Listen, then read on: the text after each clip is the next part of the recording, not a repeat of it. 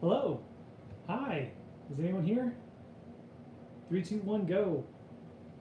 Show me in the chat if you're here.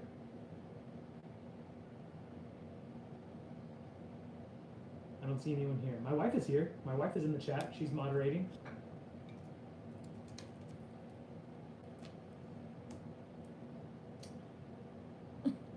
All right. My wife is here.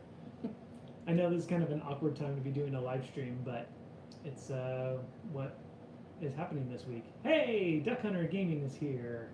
How's it going, man? Good to see you. And Aaron's here. What's up? All right, so firstly, the reason I'm live streaming this week instead of my normal upload is because I blew it and I lost a whole lot of footage of a firearm review that I was supposed to post this week. So that was kind of a frustration. Hey, Emmett. Hey, Gerald. Hey, Cord family. Hey, Gerald, did you get your cable that I sent you? And Tharsgard. Pompous Psycho, Penny Pinching Cyclist, Adam. Gerald, you never got that cable I sent you? You should have it by now. That's weird. Someone said they swore it said flashlights. Did you put flashlights or flashlights? Did I say flashlights or flashlights? I have no idea. What does it say? Flashlight. It says flashlight. Sorry. Okay. Volume is low. Volume is low. Can you guys hear me okay? I'm sitting right next to an air conditioner and it's a really hot day. Here, let me turn it this way. Hello, check. Is that better? Can you guys hear better? We could use a boost. Some people say it could use a boost. Some people say it's just fine. Just kind of quiet. I can plug in some headphones and use that microphone. Let's try that. So I want to be able to chat with you guys. The quality also might be a little less, just because I set this thing up so it's more of a real-time chat. Let's see. Hello, check microphone. Is that better? Does that sound better? Quality is great. Okay. Should I use much better? Okay, cool. Okay, all right. I'll just look ridiculous with my iPad headphones. Okay.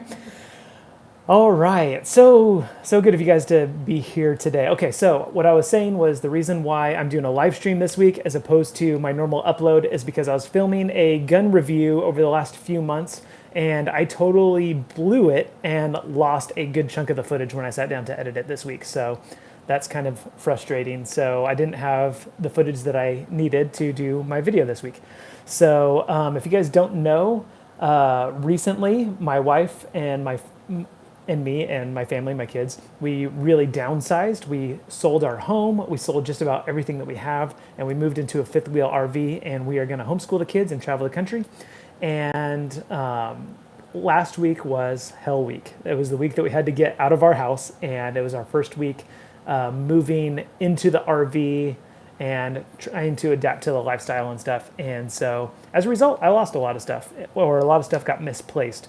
And I think that footage was one of those things. I don't know if I misplaced a hard drive or if I misplaced a memory card or what, but it's all gone. So that's frustrating. So I'm going to start from the beginning on that video. But today I wanted to talk about some flashlights because they are some things that have come in real handy for me, especially given my new lifestyle, right? So having a flashlight, a good flashlight is key. And I'm a firm believer that there are 3 things in life that you absolutely need.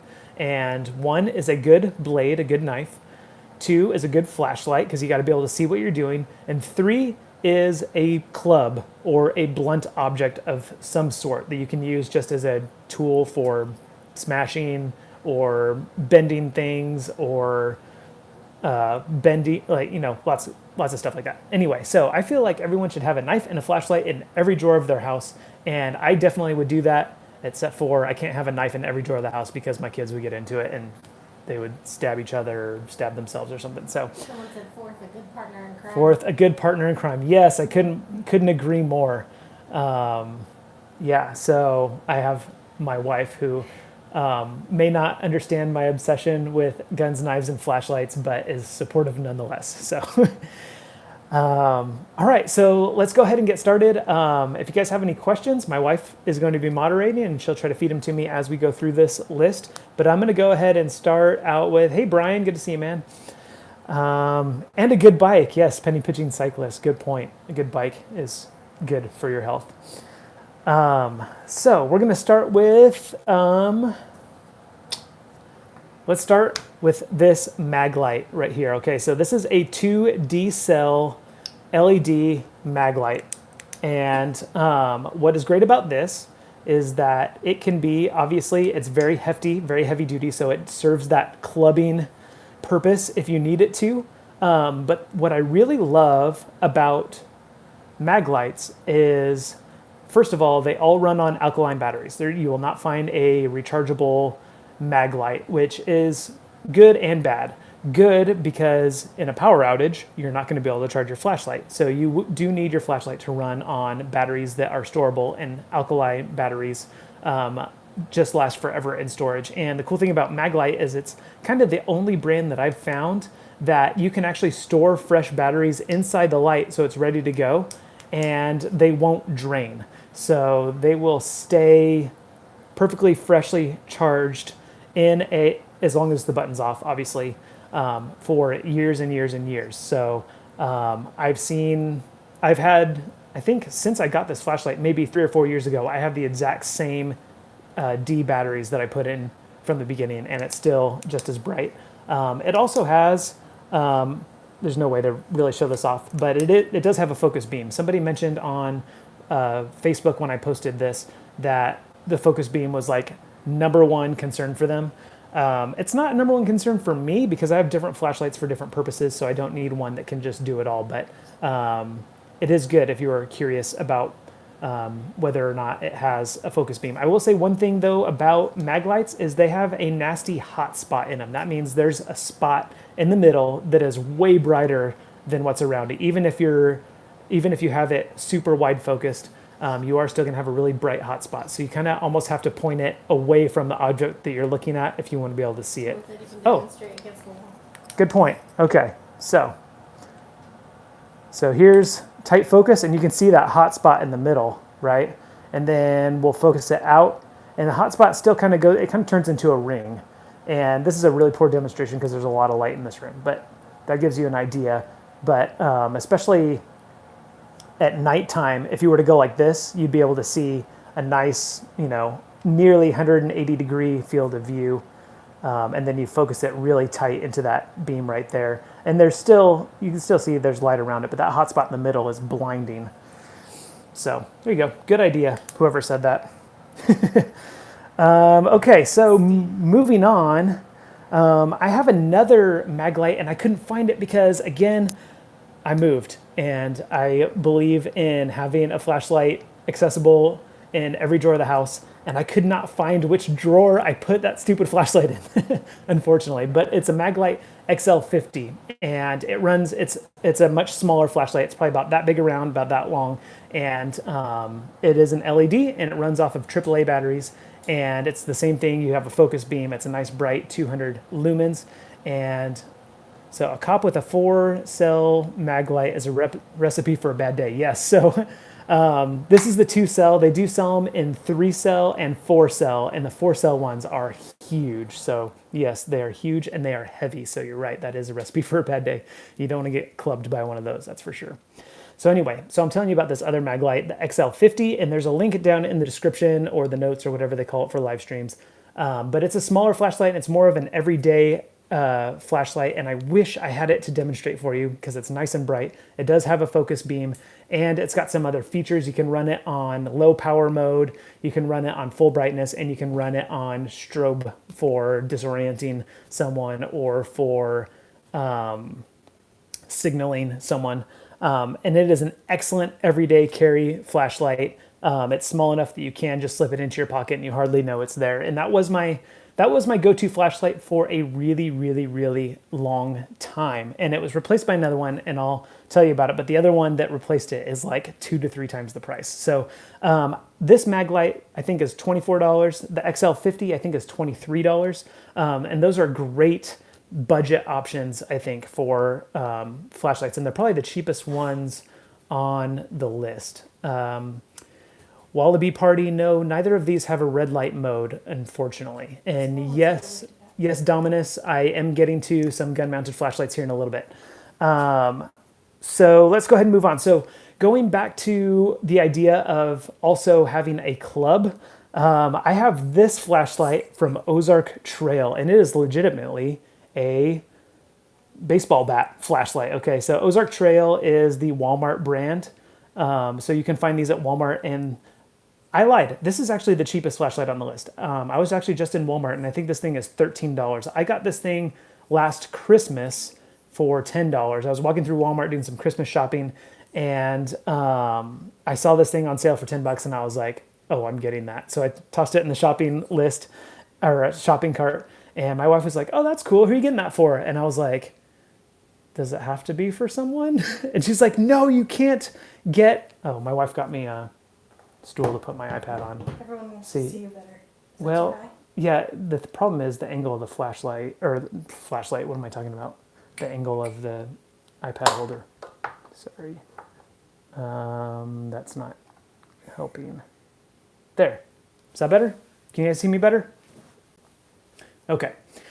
So anyway, so I put this in the shopping cart, and it was for me, and my wife said, you can't buy presents for yourself at Christmas time. So I was like, okay, so I put it back. But like I mentioned before, my wife, who loves me so much and does not understand my freaky deaky fascination with flashlights, this thing was in my Christmas stocking last year. So I'm very grateful for it. But the cool thing about this, it is LED, and it does run on, I just blighted my wife with that, sorry about that. It runs off of AA batteries, and I think the newer versions even come with like a rubber grip, which is awesome.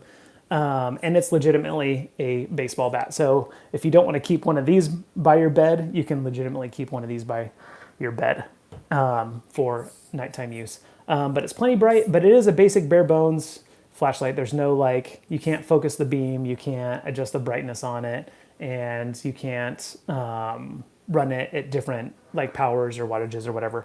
And again, it runs on alkali batteries. So if you store some of these, if you store AA's or D batteries or whatever, you can use them in the event of a power outage without having to worry about keeping them charged. You know, as long as you have a fresh supply, you're storing them up, or in a post-apocalyptic environment, if you find a storehouse of them or whatever, you can keep them going. So that's the benefit to using regular plain old alkaline batteries. So now let's go ahead and move on to my most handy flashlight in the whole world. And that is this little guy right here. This is by Olight, and look at how small this thing is. It is absolutely tiny. Now, this is 190 lumens. This one is, I think, maybe 230 lumens. This is 1,000 lumens. No joke. Okay. So, but this is also, you have to pay some money for this. So I actually got this one for free from Olight as a Christmas gift, actually. They didn't ask me to do a video review or anything, and I didn't do a video of it because it has nothing to do with guns and guitars. But this thing, you can see they put my name on it. I don't know if that's not really in focus, but they laser engraved my name on it. And this is the S1R Baton II. And this is the titanium version, which if you're going to look into getting one, I highly recommend the titanium version just because it's going to be a little bit more robust. And especially the pocket clip is titanium, and titanium is much better for spring retention. So you definitely want to get that because steel and aluminum pocket clips bend and they lose their spring memory. So you definitely want this. But also look at this pocket clip. It is a little bit different design. Okay, that's because it has options where you could clip it on this way or clip it on this way. So it's extremely handy. So for example, a lot of you guys were talking about how important it is to have a headlight, right? A headlamp, okay? Everyone wants to see the beam with the windows closed. Oh, okay. Everyone wants to see the beams with the windows closed. So we'll do that here in a minute. I'm going to show you this thing real quick. So go ahead and clip this thing onto my hat. Bam, headlamp, right? Okay. Another thing about this is that it uses Olight's magnetic charging base, which is awesome. So that's how you charge it, right? But it also means that this back part is magnetic, so it sticks to anything that is metal, and I don't have anything metal to demonstrate to. Water bottle. My water bottle is made out of aluminum, so that's not going to work. All right, so for example, pocket clip on that is metal. It sticks to that. So if you wanted like a chest lamp while you're working, since I always carry a knife on me, bam, it's right there. And so now my light will be held in front of me while I'm working with my hands, right? So extremely handy to have. It's very handy if you are stuck on the side of the road for your car, right? This thing sticks right to the hood of your car. Or more importantly, when I'm doing regular maintenance on my vehicle, I can stick this down in the engine bay and stick it to just about anything inside the engine bay because everything in there is metal. And I can stick it pointing in the direction that I need light, and I don't have to hold the light with one hand and my wrench or screwdriver with the other. I can just stick it in there and it lights up the whole thing. So this light has so many features.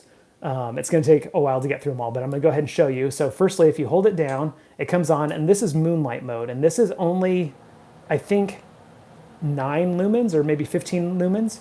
But then you can go up to low, and then medium, and then high, and then turbo, and that's 1,000 lumens. Okay, see how bright that is?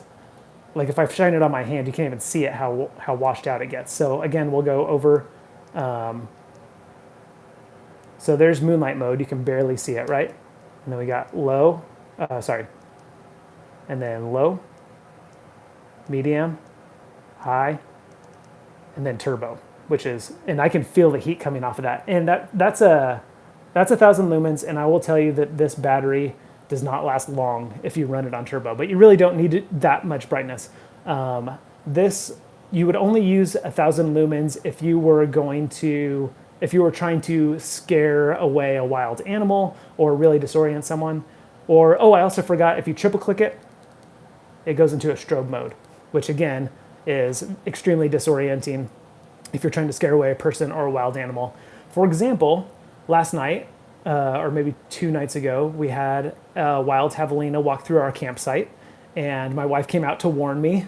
And so I shined my flashlight on it, and it just kind of was like, whatever. And then I went ahead and put it into turbo ludicrous speed mode or whatever.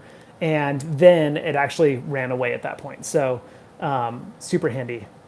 So this is my number 1 flashlight. I think these run about, I don't know, actually the price of these. But Olight is having a flash sale this weekend. So check it out. I think all their flashlights are 20% off. So whatever the price is of this, it's 20% off of that. It is called the S1R Baton II. My wife's going to get you a price on that.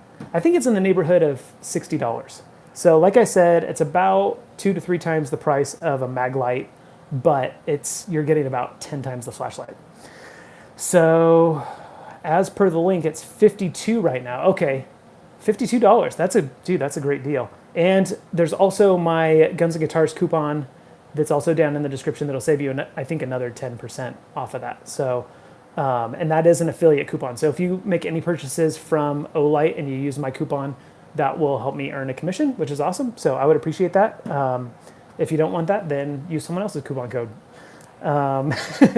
Anyway, so babe, can you close those? We'll just do a quick comparison. She's going to close some of the windows in here.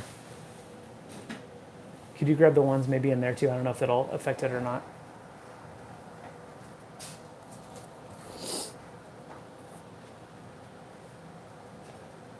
All right, yeah, it's not doing anything. Don't worry about it. Okay, so this is still going to be the worst comparison.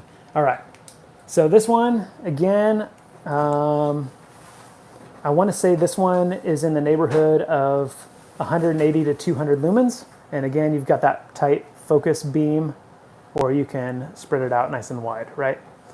So there's that one. And then we have the Ozark Trails, which I think is supposed to be a bit brighter. Yep, so this one's, I want to say 230 or 250 lumens. And then we've got our S1R Baton, and that's 1,000 lumens. All right, yeah. Okay, so let's move on to some weapon lights. Go ahead and open those back up. Somebody had asked about some weapon lights. So firstly, we have the, this is the PL Mini 2, and I have a dedicated video on this, so I'm not going to go through too many details about this, but this is one of 2 weapon lights that I would recommend. You'll notice that a lot of my flashlights are Olight, and that's because I really feel like a lot of the stuff they do is just absolutely genius. So one being, again, the rechargeable base for a weapon light. While these don't have replaceable alkaline batteries that you can store and use in an apocalyptic environment, being able to have this sitting on the charger and break away when you need it easily is invaluable for a weapon light. So, but what really makes this light stand out from other ones is the fact that when you clip it to a gun, and just so you guys know, I'm in California right now, so this is not a real gun. This is a BB gun that I picked up at Walmart to demonstrate this. So you see how it has a little spring right there. You push it and it clips onto the rail. Okay, and then you'll lock it down this way. But before you lock it down, this thing actually slides up so that your buttons are right there by the trigger guard. I'll show that again. So you can slide it right up to your trigger guard so you have easy access for your buttons. And then you lock it into place and it's solid. So you can see when you're holding this thing with your typical thumbs forward grip, you have access to that flashlight right there. And a fast tap turns it on, and then holding it down makes it a momentary switch. So I know there's a lot of differentiating opinions about whether or not a flashlight belongs on a handgun. And I think the answer really just depends on how you plan to use it, okay? So somebody asked if I'm still living in my house. No, I'm not living in my house. I am in California at my grandma's house, actually, because we are out here for my other grandma's 90th birthday celebration. So, but we are living in an RV. We're living in a van down by the river, as somebody mentioned it before. And but we left our home in Arizona, our home on wheels in Arizona, and we're visiting California for the weekend. How's it going? How's traveling going? Somebody said, how's it going? How's traveling going? So far, it's been an adjustment. The biggest thing is we just moved, and so we just got out of our house, and we had just so much stuff that we had to figure out where to put. And so we've spent the last week just figuring out how we can store things in our RV, which has been difficult.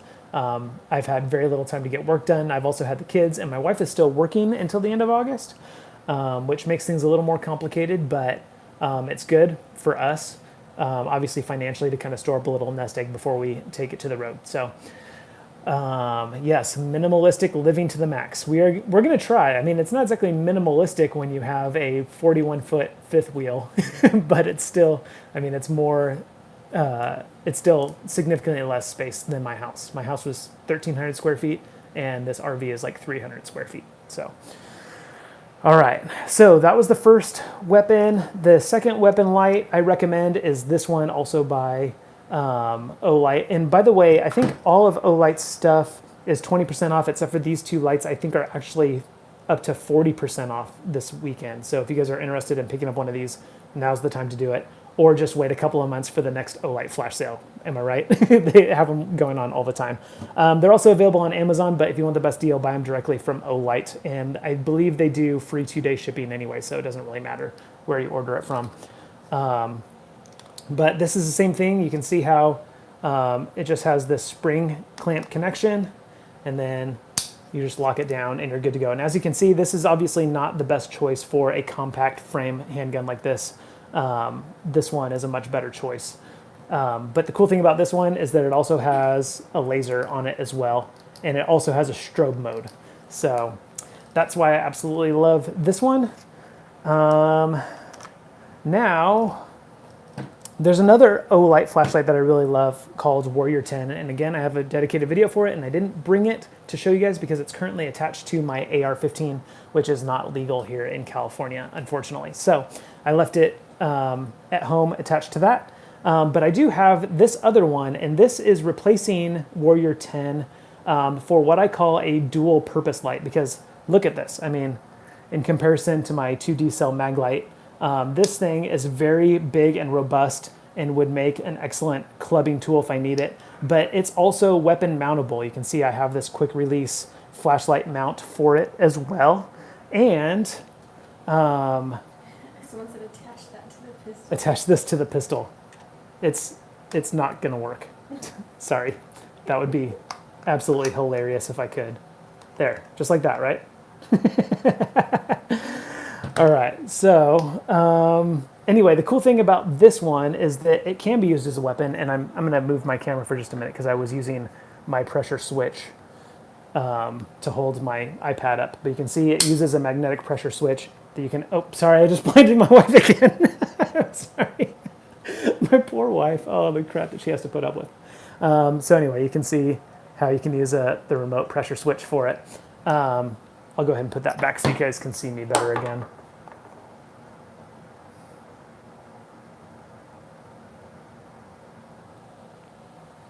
It's 11:30 in the UK. Would I be able to do streams earlier? Well, I can try. The problem is I think the majority of my viewers are actually in the US, and 3 p.m. is actually pretty early in the US to be doing a live stream. Most people are still at work, so that's why there's actually not very many people in this chat right now. I'm seeing 32 people in this chat. So anyway, this is also replaced Warrior 10 because it has a side switch. So you can see I can turn it on. That's low power. Got medium power and high power. And then, oh, that's extra high power. And I think this one, it's a really focused beam. You can see it's really focused. So this is kind of geared less towards the tactical side and more for the hunting side. But you can not only activate it by that side switch. So if you're just carrying it like a normal flashlight, you can activate it like that, which you can't do with Warrior 10. Warrior 10, you can only activate using this button back here, which you can also do for this one. If you do a light press, sorry, I keep blinding my wife. If you do a light press, it does low, and then a hard press does the full 2100 lumens. And then again, that remote pressure switch as well. So this is called the Javelot or the Javelot, or I'm not exactly sure how you pronounce it. But this is a really cool multi-purpose light because it can be mounted to a weapon, or you can pull it off really quickly and just use it as a regular flashlight or a club. So I like this one better. And most importantly, unlike the first generation of Warrior 10, these do not shut off when you shoot them. So that's always a good thing, right? So, and by shoot them, I mean shoot with it attached to the weapon, not shoot at it. So anyway, I think that's pretty much all I have for my favorite flashlights. Again, there is a flash sale for Olight this weekend. So if any of those Olight flashlights looked appealing to you, but I gotta say, if nothing else, go to Walmart and get one of these for 13 bucks today because I love this thing. It's so cool. All right, so let's just chat about stuff. Do you guys want to know anything? Do you guys have any questions? It could be about anything, not just flashlights. Which excites Here's you to more, you guys. finishing a new guitar build or getting new gun stuff? So Major Upgrade just said, which excites me more, finishing a new guitar build or getting new gun stuff? That is a really difficult question, and it totally just depends on where my mind is at. Oh yes, so Five String Commando, thank you for mentioning this. Check out this mug right here. This is official Guns and Guitars swag. I don't own this. I'm at my grandma's house, and she has this mug. That's how cool my grandma is. So it's my mug whenever I come to visit. So yes, what do I get more excited about? New gun gear or more guitar gear? It really just depends on what stage of life I'm at. Like if I'm at a stage of life where I'm really excited about playing guitar, then I'm obviously more excited about finishing up guitars to test out. And I love testing out new pedals and stuff like that. But the thing is, I get far more opportunities to play guitar than I do to get out and shoot my guns. I probably only get out to shoot my guns maybe once a month or once every other month if I'm lucky. And that's probably going to be less once I get on the road. So, and it's not that gun stuff doesn't excite me, it's that I just don't get to use it as often. So it's not as, I guess, exciting. So I'd have to go, probably guitar stuff is more exciting because I feel like I can enjoy it easier.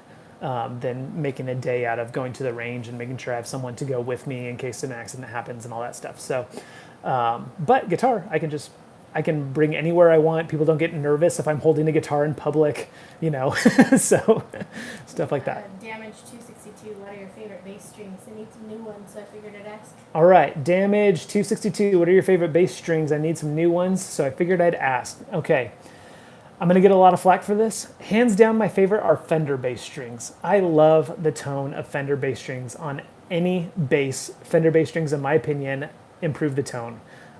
Before I used Fender bass strings, I used GHS boomers, and they are great. They just don't last as long, and I still even like the tone a little bit better. Back when I was making my living as a musician, as a bass player, I played on Elixirs, and the reason why I played on Elixirs, even though I don't like the tone as much as Fenders, the tone lasted so much longer. When I was playing Fenders, I was changing them out about once every 3 weeks, and when I changed to Elixirs, I was about once every 3 months. But still, I got the most compliments on my tone when I put a fresh set of Fender strings on. So that's got to be my favorite. There is a set, ChromaCast makes inexpensive bass strings on Amazon. I think it's something like, I don't remember, $8 or $10 for a 5-string pack from ChromaCast, and they sound pretty good. Obviously, they don't sound as good as a more expensive, pack of Fenders would, but if you're looking for a budget option, that's the one I'd recommend. So check out ChromaCast. Frontline Owl wants to know, he says, hey Dan, I'd love to build a guitar using your videos as instructions, but can't find any guitars on Tomtop. They are all sold out. Does Tomtop ever restock their U.S. warehouse, or am I boned? Sorry, who said that? Frontline Owl. Frontline Owl. I'm looking for that comment so I can read it. Oh, there it is. Frontline Owl. Okay. Hey Dan, I would love to build a guitar using your vids as instructions, but I can't find any guitar kits on Tomtop as they are all sold out. Does Tomtop ever restock their U.S. warehouse, or am I boned? So Tomtop is an interesting animal that I'm working with less and less because I'm just not super confident in how well they've been taking care of you guys, my viewers. So that's why I really pitch Bargain Musician and Fretwire a lot for guitar kit builds. I know Tomtop's a lot cheaper, but with the Fretwire and Bargain Musician, I personally know the owners, and I personally know from the stories that I'm hearing from you guys and from my personal experience with them that you guys are getting taken care of. If you like, I know that not all these kits are made in China. Most of them are made in the exact same warehouse, so it doesn't really matter where you buy it from. They're going to be hit and miss. You may get a good one, you may get a bad one. So it's really important that wherever you order it from, have that they actually care about you getting the right stuff. And so Fretwire and Bargain Musician, they really take care of you guys, and they really fight for you guys. And if you get a bad kit, they will make it right. I absolutely guarantee it. I have no problem giving them my full endorsement. Tomtop, not so much. If you don't get a good one, you're kind of boned. And when it comes to whether or not they're going to restock their warehouse, those come in waves. So they will stock it up with hundreds and hundreds and hundreds of kits, and then it'll sit, and once they sell out, it'll be a few months before they stock it up again. So if you're patient, they may come back in stock in the US warehouse. But if not, then you'll have to order it from China, which they pretty much always have them in stock in their China warehouse. It just takes a lot longer to get there, and shipping's a bit more expensive, obviously. Gerald wants to know if you put the cable in a box or an envelope. Your cable was in an envelope, Gerald. What builds can we expect to be seeing in the future? Harry C. So I've got a couple more. Oh, so Jerry C said, what builds can we expect to see in the future? I've got a couple more Telecasters to finish up. And I have an ES335 style guitar kit to build. And I've got to finish that ES335 style bass kit. That's actually probably the next one on the chopping block. I did put a little teaser in my video about my mobile workshop about that one. So that one probably will be sooner than later. And then, I also have a couple of guitar necks and bodies from Scar My Guitar. If you guys are familiar with that channel, they sent me some stuff to build and tinker with that I'm pretty excited about. So be watching for those as well. All right. Pompous Psycho wanted to know if there's any good tacos in Cali. Pompous Psycho wanted to know if there's any good tacos in Cali. There's tons of good tacos in Cali, but I actually haven't lived here for the past 9 years, so I actually couldn't tell you. I really like a place around, there's a few locations around Orange County, Inland Empire area called, what was that place in Fullerton? Not Rigoberto's, but the other one that had the really good breakfast burritos, and they had those guacamole tacos that were incredible. Pepe's, yes. Look up Pepe's if you're in Southern California. They have what's called the guacamole taco, and it's rad. It's a shredded beef taco, and it's loaded to the max, overflowing with guacamole. It's incredible. That would probably be my one recommendation as of now. But I haven't lived in California in 9 years, so I actually don't know what the best place is for tacos these days. Major Upgrade wants to know, as far as your experience building guitars, have you had experience with Dragonfire pickups or guitar heads? They look exactly the same to me. Okay, so major upgrade. I'm looking for your comment so I can read it back.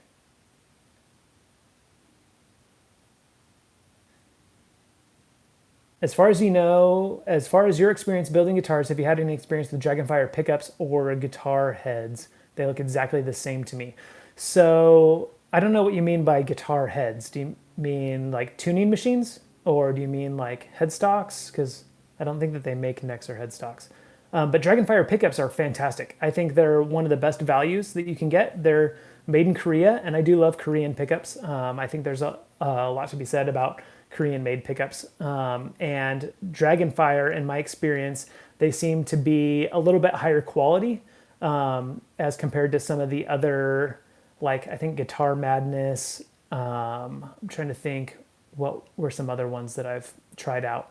But I feel like they use a little bit higher quality wire in their windings, and I think they sound better personally than a lot of the other ones. And in fact, if you buy directly from Dragonfire's website, I do have a coupon code. I think it's Guns and Guitars, same coupon that I have everywhere, and I think that'll save you 10%. So definitely check that out if you are looking at it. I've heard good things about their pre-wired pick guards and stuff too, which I don't have any experience with, because you guys know me that I like to just trick out all my wiring anyway. So I don't bother buying pre-wired stuff. I always like to wire it myself. What do you think about the Dragonfire quad rails? I've not tried those personally, but I would love to try them, because I think that would open up a whole realm of awesome wiring hacks. So maybe be watching for those in a future video. I'm sure Dragonfire would be happy to send me a set, so maybe I'll try those out. Marvin Stevens wants to know, how do you feel about using a tube amp with bass? All right, Marvin Stevens wants to know how I feel about using a tube amp with bass. When I was gigging as a professional musician, I had 3 amps. I had an Ampeg, gosh, my mind's blanking me. It was a solid state amp though. And then I had a Gallien-Kruger micro bass combo. And then I had a Mesa Boogie 400 plus all tube amp. And that thing was a monster. And when I played in venues that allowed me to crank it, that thing sang. Man, I never had an amp that sounded so sweet. But the problem was, it was 400 watts all tube. It had a dozen 6L6 tubes in it. So to get it to that sweet spot, you were just earth-shattering loud. So very few venues accommodated me using that at the volume that I wanted. So I probably should have gotten something a little bit smaller, but heck yes, I think tube amps for bass are great, but you do have to find that sweet spot in order for them to really sing, which is, I think, probably a good argument for solid state amps, in that they kind of sound good at just about any volume. All right. Any other questions? Brad Anderson just asked. All right. I was looking for some of the hardwired amp options to build. I didn't see where those were suggestions. So do you mean hand-wired amp options? Are you referring to my last video about the DIY amp kit? I'm assuming that's what you mean, and you were looking for the hand-wired ones. If you search for KLD amp kit, then just click on each link on eBay, and it'll say if it's hand-wired or if it's a printed circuit board.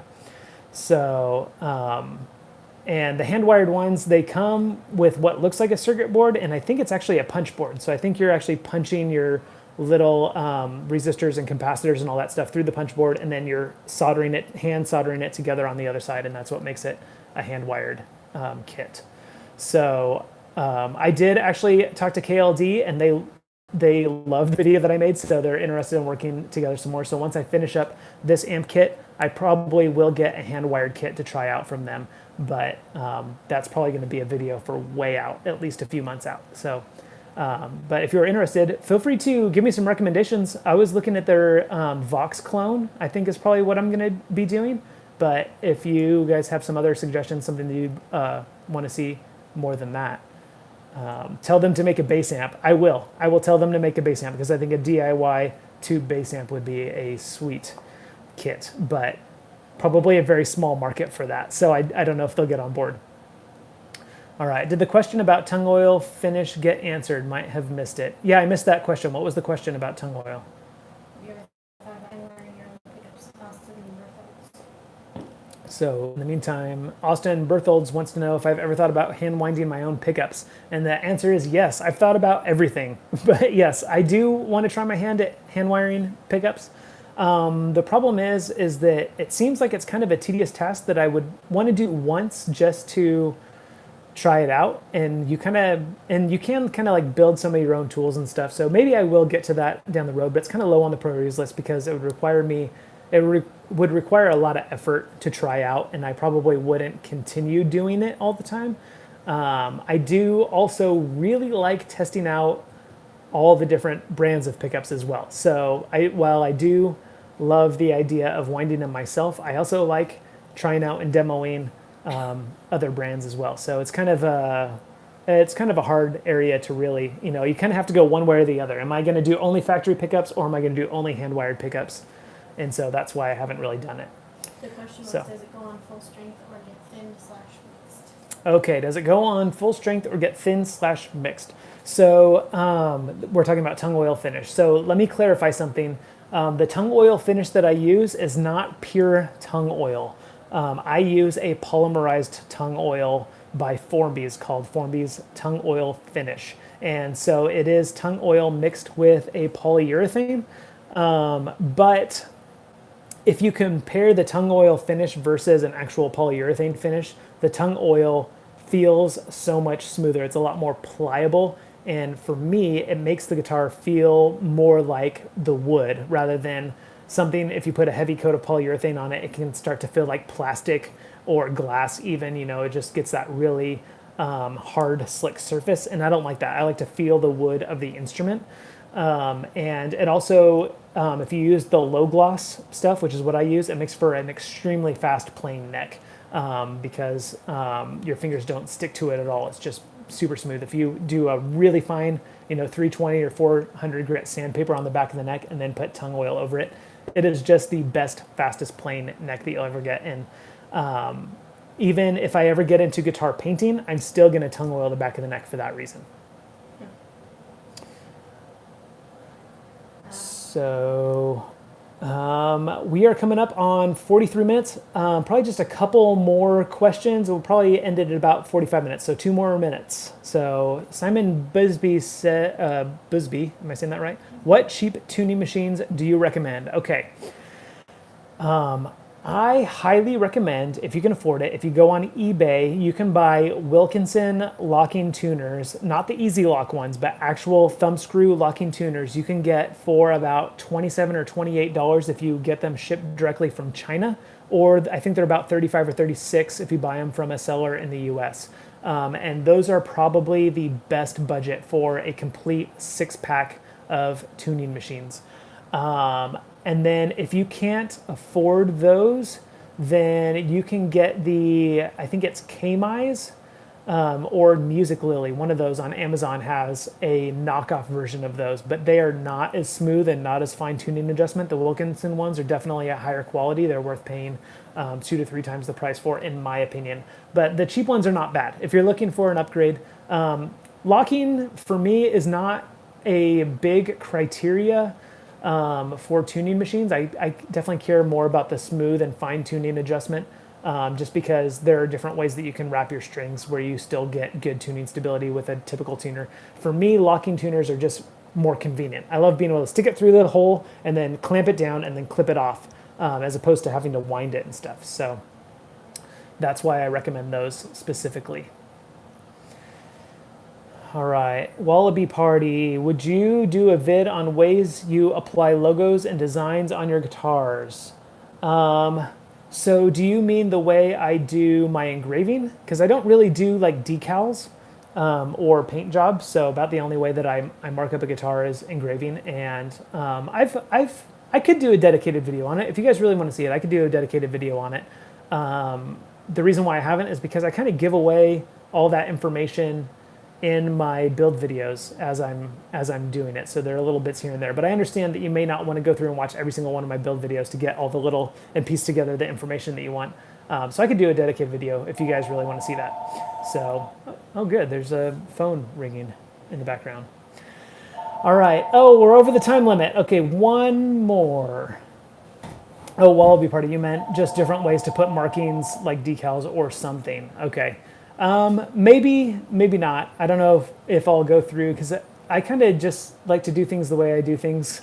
So I probably won't ever get into decals because I think decals are kind of a mess, and I think long term they don't really look good personally. That's why I've never gotten into it.